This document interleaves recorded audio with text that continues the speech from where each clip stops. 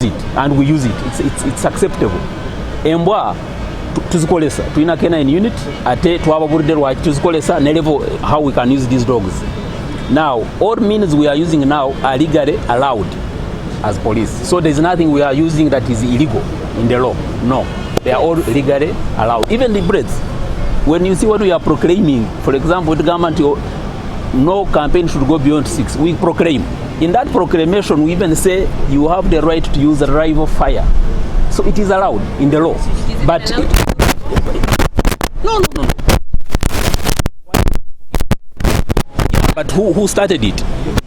Who started it? Because you see what we have been discussing with these people. Let's not give bankrupt ideas to our young people. That's what we have been telling them, so that we don't allow people to provoke security. Because if you provoke security, we have self-defense. You cannot provoke me and I keep watching. So what we have been discussing, let's have a situation where we don't provoke security. They do their part, but we do our part as security. Thank you so much. Kale ngamba gavumenti byempulidde abakulu babagamba ebisinga bya bulimba si bye tukanyizaako. In fact tukanyiza ku kintu kyonna ekiri awo kubanga ffe tuzze wano okubagamba nti bagoberere amateeka n'okusaba akakiiko k'ebyokulonda okubeera fully in charge of the election kubanga akakiiko k'ebyokulonda ke managinga elections zino ke kasetinga guidelines n'ebirala bwe bito. Ensonga enkulu gye tubadde tubagamba nti etteeka lirina okubanga lyaplayinga oba bw'oba nga wakuyimirira mu tteeka okuyisa ebiragiro oba okukwasisa amateeka kirina okubeera ng'okikola mu ngeri eri fair eri equitable eri abantu bonna. Era mubalabye aba police tubadde tubabuuza lwaki NRM yekola processions nga tebagigambako. Buli wamu muli bannamawulire buli we bagenda bakola processions ez'enjawulo mu bitundu eby'enjawulo. Era ekyo ekibuuzo tukyakibabuuza kubanga era bava ne bagamba nti processions teziri allowed, tezikirizibwa. Naye ate nga NRM esobola okukola processions mu districts 5 mulundi gumu nga poliisi n'amagye bibakuuma. Ffe waffe babeera bakuba amasasi, tiyagasi, bamenya abantu amagulu n'ebirala bwe bityo. So ensonga etugiremeddeko nnyo era ne tugamba nti meeting eno gye tubadde tuzeemu si yakukola amateeka kubanga wano olukiiko luno tebadde terusobola kukola amateeka amapya.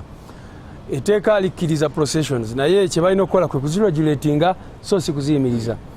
Tosobola kugamba ng'ekitiibwa Katikkiro gye buvuddeko n'agamba nti rallies oba political campaigns si kugenda mu chachi.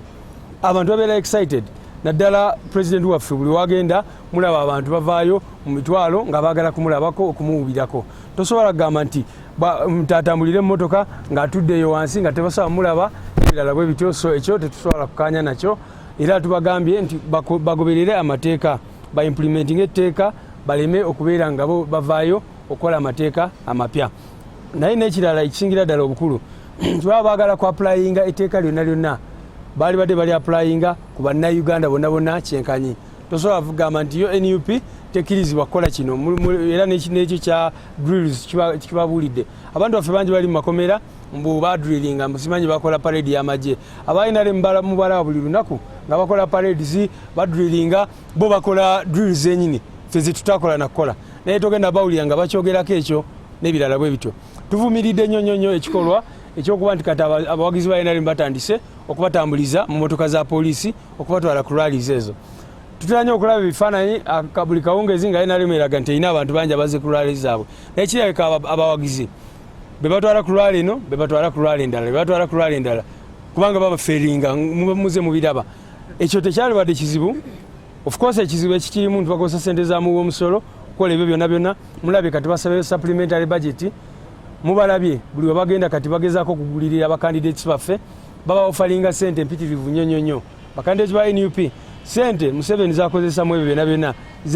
Ekintu kino si kituufu kireke. Naffe tulabula abantu baffe kati ba candidates tubagamba nti tugambe ba agents tubagambye nti mugambe ba candidates baffe nti bekubeko nti bakyuseemuko mu nkola bwe batakikole tujja bayamba bakituuka. Tukogeddeko nga bwe twategeeza bamawulire already ku Lwomukaaga twafuna obuuma obwali busigaddeyo emitwalo 49 bwamaze kutuuka mu ggwanga. Kati wetwogerera kati tulina obuuma obuweza emitwalo 19 n'omusobyo. Obuuma obwo bugenda kukozesebwa ku polling station. Ze ku lwange singa mbadde yesimbyewo oba agenti nyabadde ndi musanyufu nti electoral commission egezezaako kulaba nti akalulu kagenda kubeera k'amazima n'obwenkanya kubanga kuuma ako kekajja okukugira abo bonna abaagala okuddamu bakube obululu omulundi gwokubiri kekagenda okukugira abo bonna oba bakolagana ba officials betuteeka bayinza okuba balina enkolagana abakadinensi balala ne bakkiriza obwekimpatiira ne babuteeka mu bokisi ebyo byonna bigenda kuggwawo akuuma kano kagenda bisangula bwe tuba tugenda kuyita bannamawulire tuleete bakwatako nga bwobeera oli voota tukuteeke mu kuuma tugambire tekinkumu kyo oba tukube ekifaananyi feesi tulakuuma ku ngeri gyekakola naye ku lwange nze ndi musanyufu ndi mu matibu nti akuuma kagenda kukola omulimu mulungi ate baleme kweraliikirira ate netiwaaka nti ebifo nedda obuuma buno tebugenda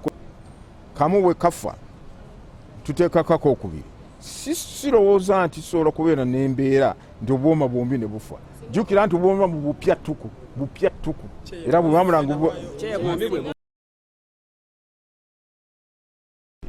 akamu bwe kafa tetujja gamba nti kasita tulinako okubiri tulina tiimu zaba technician troubleshooters bajja kubanga beetooloola ne babagamba nti wanakuuma kano kafunye buzibu wadde tutaddeko kali stand by gekakola naye nakano tukalongoose waawo oyinza okusanga nako okubiri kayinza okufuna ebizibu ate tugambye nti okuuma kabanga tekakola waakiri okulonda kuyimirizibwe mu kifo ekyo